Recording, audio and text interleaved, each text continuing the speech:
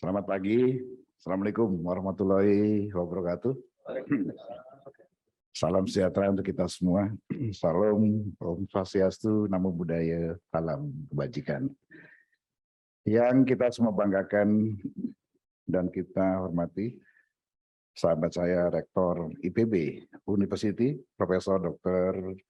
Arif Satria, yang berulang kali saya ketahui masuk dalam nominasi kabinet. Hanya soal waktu saja. Kemudian Dekan Fakultas Ekonomi dan Manajemen IPB University, Profesor Dr. Insinyur Nunung Nurianto yang tadi diwakili oleh Ibu Wakil Dekan, Ketua Departemen Ilmu Ekonomi Dr. Sahara, dan para narasumber yang hadir pada acara ini, yang kita banggakan Profesor Dr. Insinyur Manutun Parlian Hutagao, Kepala Divisi Regional Ekonomi Publik dan Kelembagaan Departemen Ilmu Ekonomi IPB. Kemudian Dr. Insinyur Lala Kolopaking, dosen Departemen Sains Komunikasi dan Pengembangan Masyarakat IPB. Sahabat saya Fahri Ali mungkin belum datang. Sejarawan, Mas Fahri ya, ini senior saya. Sejarawan sosial ekonomi. Kemudian Dr. Setia Sunggono, dosen Universitas Trilogi. Dan yang tak kalah pentingnya narasumber penanggap. Ada senior, guru dan sahabat saya, Profesor Dr. Jimli Asidiki. Adinda saya, Dr. Eka Sastra, pejabat BPP HIPMI, yang juga doktor dari IPB. Profesor Dr. Bungaran Saragi, yang ketika saya masih wartawan selalu menjadi narasumber saya, yang selalu saya wawancarai. Mungkin Prof lupa, saya sering mengganggu Prof, saya wawancara. Dan Mas Oka Madya Wikako Sofyan, Wakil Gubernur Lemhanas 2019-2022. Dr. Taufik Ahmad, Direktur Eksekutif Indef, dan moderator diskusi Dr. Alla Asmara. Yang paling khusus kita banggakan Guru Besar Fakultas Ekonomi dan Manajemen IPB University, Profesor Dr. Didin Damanhuri yang menjadi pengantin pada hari ini. Tepuk tangan buat Pak Didin. Segenap mahasiswa dan hadirin yang berbahagia. Mengawali kesempatan pada hari ini, marilah pertama-tama kita panjatkan puji syukur kepada Allah Subhanahu wa Ta'ala bahwa atas rahmat dan hidayahnya kita semua masih diberikan kesehatan hadir dalam acara Purna Bakti Guru Besar Fakultas Ekonomi dan Manajemen IPB University, Profesor Dr. Didin Damanhuri, dan sekaligus launching buku Model Negara Kesejahteraan Indonesia Pendekatan Heterodoks. Saya merasa terhormat dan sekaligus berbahagia menjadi bagian dari acara pelepasan salah satu guru besar terbaik yang dimiliki oleh IPB, karena selama pengabdian beliau, Profesor Dr. Damanhuri telah banyak melahirkan karya tulis yang sangat menginspirasi. Mas Rektor tadi benar bahwa Profesor Didin, sejak saya mahasiswa, bahkan sejak saya menggeluti dunia jurnalistik, selalu menjadi inspirasi saya dalam menulis soal-soal kerakyatan dan ekonomi politik. Kemudian beberapa penelitian juga kita tahu telah berhasil diselesaikan terkait dengan ekonomi kerakyatan dan ekonomi konstitusi, merupakan representasi dari visi kebangsaan beliau sebagai wujud dari manifestasi dan tanggung jawab intelektual sebagai akademisi yang memiliki tugas mulia dalam menegakkan dharma perguruan tinggi yang kita pahami. Ini dimaknai bahwa dunia perguruan tinggi bukan sekedar wahana transformasi dan wahana pengembangan ilmu pengetahuan, melainkan juga sebagai wahana pengabdian kepada masyarakat. Hari ini kita tunggu berbagai bentuk pengabdian dari kampus-kampus masuk IPB, bagaimana kita mewujudkan cita-cita bangsa kita, keinginan masyarakat kita dan kesepakatan kita bahwa 2045 akan menjadi tahun emas bagi kita. Ya, jadi titik inilah, di sinilah kita mari berpikir bagaimana kita memiliki perencanaan yang baik dalam jangka panjang, sehingga apa yang kita ingin jangkau 2045 sebagai momentum Indonesia emas dapat memakmurkan seluruh rakyat Indonesia. Persoalan hari ini yang kita hadapi, kita tidak memiliki suatu perencanaan jangka panjang yang mengikat dari periode yang satu ke periode yang lain. Ya. Ini penting kita sadari, kita hanya memiliki perencanaan jangka pendek, jangka panjang, yang hanya diikat oleh undang-undang yang tidak memiliki sifat memaksa. Setiap pergantian pemimpin nasional melakukan penerusan program-program yang sedang berjalan. Sehingga tidak sedikit proyek-proyek mangkrak, proyek-proyek yang dibiayai oleh sen demi sen pajak rakyat yang dikumpulkan, sehingga triliunan rupiah dari setiap pergantian pimpinan nasional satu ke nasional lain dibiarkan mangkrak karena tidak ada kewajiban untuk menuntaskannya. Saya ambil contoh misalnya pembangunan yang memakan triliunan, pusat pengembangan olahraga nasional Hambalang. Sampai hari ini menjadi besi tua dan tanah ratusan hektar yang dibebaskan dengan dana triliunan tidak memberikan manfaat apa-apa bagi rakyat. Karena tidak ada kewajiban bagi penerus presiden ketika itu untuk menuntaskan proyek atau program tersebut.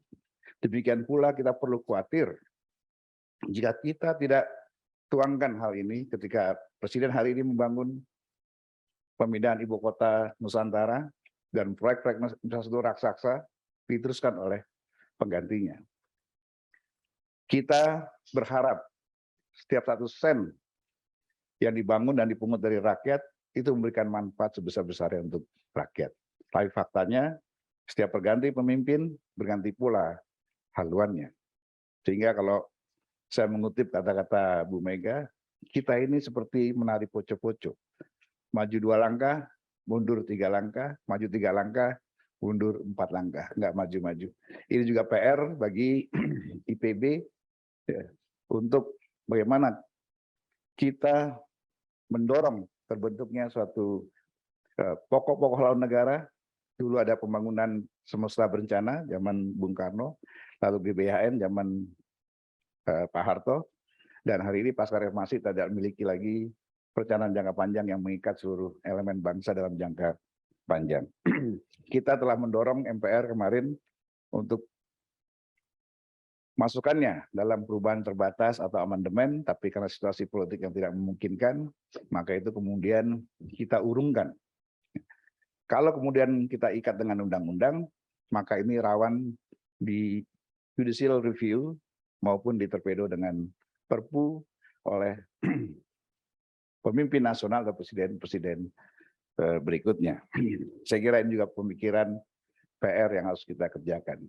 Nah, menyangkut negara kesejahteraan, sebagaimana yang disampaikan oleh Profesor Didin, sudah waktunya juga kita melakukan evaluasi. Apakah pilihan politik, pilihan demokrasi hari ini telah memberikan manfaat sebesar-besarnya bagi rakyat, atau justru lebih banyak memberikan mudaratnya. Ini juga setelah sekian puluh tahun kita melakukan reformasi dengan sistem politik demokrasi pemilihan umum secara langsung, apakah telah memberikan manfaat sebesar-besarnya bagi masyarakat kita. Jadi dia perlu lakukan evaluasi secara menyeluruh. Saudara-saudara sekalian, Profesor Didin yang kita kenal adalah profesor yang telah menginspirasi kita, sebagaimana sampaikan oleh Pak Rektor. Saya pribadi merasa beruntung mengenal beliau sebagai Ketua Dewan Pakar Brain Society Center, lembaga think tank yang saya buat untuk pemikiran-pemikiran MPR, ya, sebuah lembaga yang bergerak di bidang kajian dan penelitian mengenai isu ekonomi, politik, hukum, ideologi, sosial, budaya, dan demokrasi. Salah satu kontribusi penting Profesor Didin adalah menjadikan BS Center sebagai media pergumulan pemikiran dan aktualisasi daya intelektualitas para pakar untuk menghadiri dan menghadirkan narasi-narasi kebangsaan yang dapat dimanfaatkan sebagai alternatif solusi atas berbagai permasalahan yang dihadapi oleh bangsa kita. Namun tidak akan cukup waktu bagi saya untuk merangkai ungkapan apresiasi atas dedikasi, pengabdian, dan pemikiran Profesor Didin selama menjalankan tugas pengabdiannya. Satu hal yang pasti, bahwa segenap gagasan dan pemikiran Profesor Didin termasuk sikap kritisnya terhadap berbagai isu kebijakan ekonomi dan pembangunan selalu dilandasi argumentasi yang rasional yang dapat dipertanggungjawabkan secara keilmuan. Misalnya, sikap kritis beliau terhadap kebijakan impor beras yang justru dilakukan saat produksi beras petani berlimpah. Contoh lain, ketika pandangan khalayak terbuai oleh fakta mengenai angka PDB yang selalu meningkat, Profesor Didin mengingatkan untuk tidak menafikan fakta mengenai masih tingginya ketimpangan ekonomi. Demikianlah saya mengenal Profesor Didin sebagai sosok yang memiliki pandangan kritis dan perspektif holistik.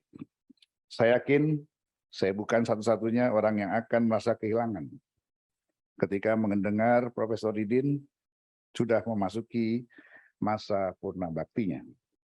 Namun kita semua patut bersyukur bahwa acara pelepasan purna bakti pada hari ini hanya terkait dengan status Profesor Didin sebagai abdi negara atau aparatur sipil negara. Saya merasa senang mendengar informasi bahwa IPB masih mempercayakan beliau sebagai guru besar dengan NDDK atau nomor induk dosen khusus. Akhirnya pengabdian dan dedikasi beliau di kampus IPB masih akan terus berlanjut dan memberikan manfaat bagi para mahasiswa dan kita semua. Saudara-saudara sekalian, bicara mengenai konsep negara kesejahteraan, sejenak kita tergelitik untuk mawas diri dan berkontemplasi. Sudahkah kita menjadi negara sejahtera?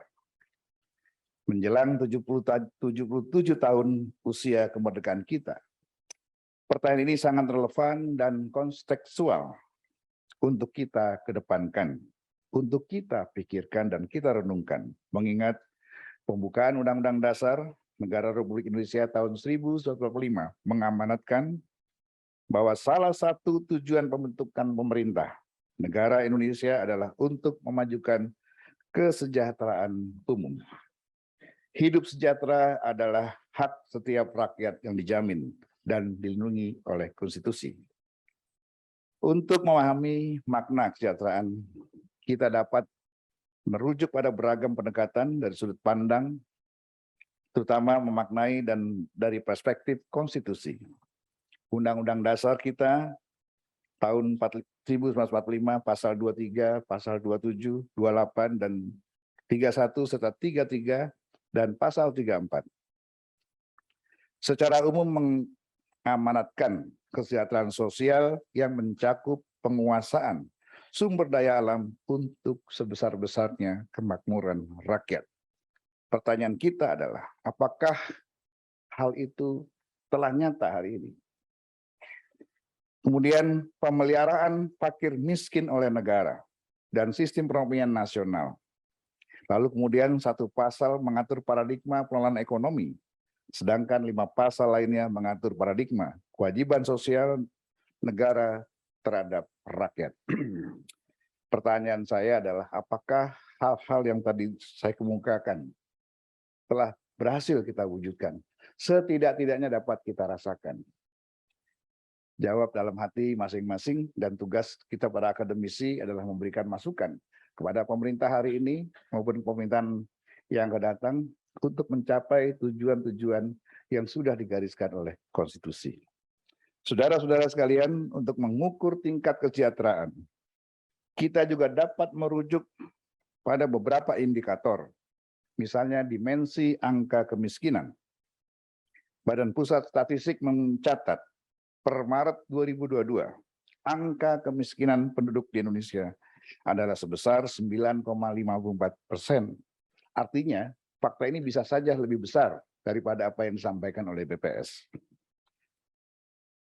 Dari angka itu ada sekitar tergambar 26,16 juta rakyat Indonesia yang masih hidup dalam garis kemiskinan, di bawah dalam garis kemiskinan. Angka-angka ini tentu saja mungkin lebih besar daripada apa yang disampaikan oleh BPS.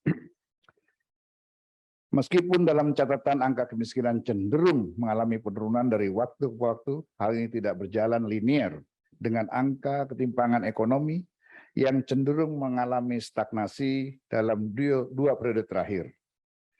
World Equality Report 2022 mencatat bahwa rasio kesenjangan pendapatan di Indonesia adalah 1:19. Artinya masyarakat ekonomi kelas atas memiliki rata-rata pendapatan 19 kali lipat lebih tinggi dari masyarakat ekonomi kelas bawah.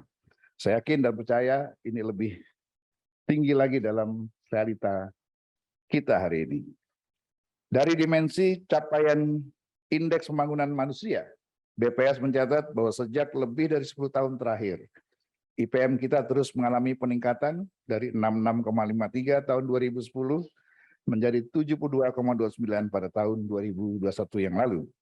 Peningkatan IPM pada tahun 2021 terjadi pada seluruh elemen penyusunnya. Usia harapan hidup naik dari 71 menjadi 71,57. Rata-rata lama sekolah naik dari 8,4 tahun menjadi 8,5 tahun. Dan rata-rata pengeluaran per kapita per tahun naik 11 juta menjadi 11,5 juta.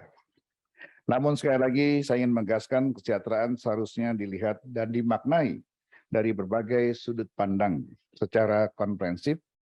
Meskipun IPM nasional mengalami kenaikan, namun kita juga masih menyaksikan kesenjangan IPM antar daerah.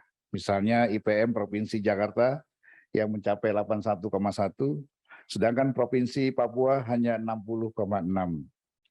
Selanjutnya, saudara sekalian, dari dimensi pemenuhan kebutuhan papan untuk rakyat. Masih tingginya angka backlog perumahan atau kekurangan pemenuhan kebutuhan rumah masih menjadi persoalan yang tak kunjung usai. Hal ini disebabkan tingginya pertumbuhan keluarga baru yang mencapai 700.000 hingga 800.000 per tahun, serta tingginya angka urbanisasi yang belum mampu diimbangi oleh pertumbuhan perumahan. Saudara-saudara sekalian, tentu saja banyak tolak ukur yang dapat menjadi rujukan kita untuk memaknai kesejahteraan, yang pada hakikatnya konsep negara sejahtera berangkat dari tanggung jawab negara terhadap rakyatnya untuk memenuhi pelayanan, bantuan, pelindungan, dan pencegahan dari masalah ekonomi dan sosial. Untuk membangun negara kesejahteraan yang kita idam-idamkan, kita harus belajar dan membuka diri dan memahami jalan logika negara lain yang lebih cepat maju. Kita dapat bercermin pada Korea Selatan yang menjelang usia 74 tahun kemerdekaannya, 3 tahun lebih muda dari kita. Namun tampaknya lebih cepat dari apa yang telah kita capai.